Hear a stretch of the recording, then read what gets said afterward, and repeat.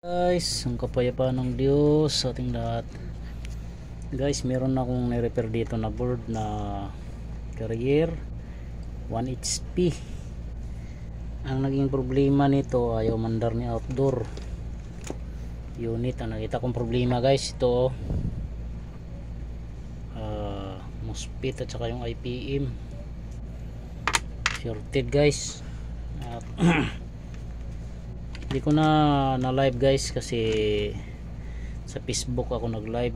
Check nyo na lang sa Facebook, may live ako dyan, at para makita nyo kung ano yung pinalitan ko. Ito yung pinalitan ko guys, oh ayan. Dapat pag nagbuno tayo, ini-repair na to guys ng iba ginampiran ko na lang kasi naputol ng unang nag-repair yung circuit na napakaliit. Yan, ayan oh. Ang liit ng wire niyan, ang circuit niyan dito. Napakaliit dito likod nito. Sobrang liit, na putol niya kaya ginamper ko na yan oh. Okay naman yan pagka jumper. Yan. Okay na siya guys. MOSFET at saka yung IPM lang ang pinalitan ko. Yan lang. Ayaw mandar ni outdoor unit. Wala namang error. Doon ka magtaka. Yan pala, sira yung ating MOSFET at saka IPM. Testingin ko guys testingin natin. Maingay lang yung ating panmotor.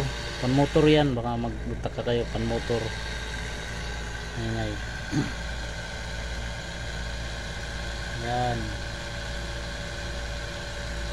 Maingay na panmotor guys.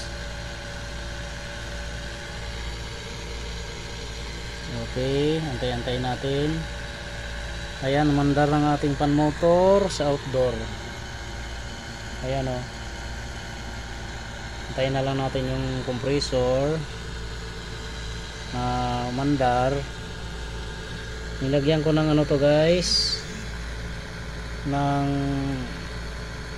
3-piece rotation para makita natin na mandar siya.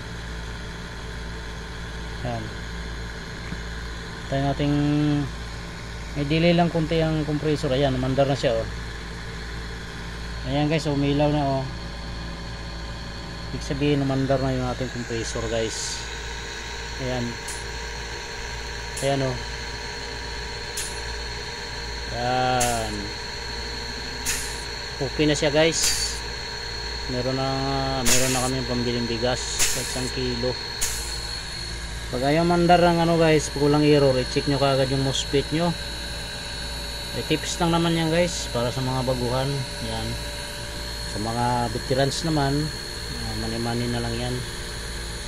Para di tayo mabas guys, binabas tayo pagka di daw pinapakita paano ni-repair. Meron naman tayong Facebook, pwede nyo i-check para makita nyo na pinalitan ko talaga yan. Ito. Tapos itong MOSFET, IPM yan. Yun lang guys ang ating mabibigay na na repair ngayon. Medyo sumakit ang ulo ko dito. Okay, salamat sa Diyos guys. Bago ka pa sa aking channel, sa mga bago pang YouTubers natin na viewers at followers, para subscribe naman ang ating channel para sa iba ko pang mga videos, para updated kayo. Salamat sa Diyos.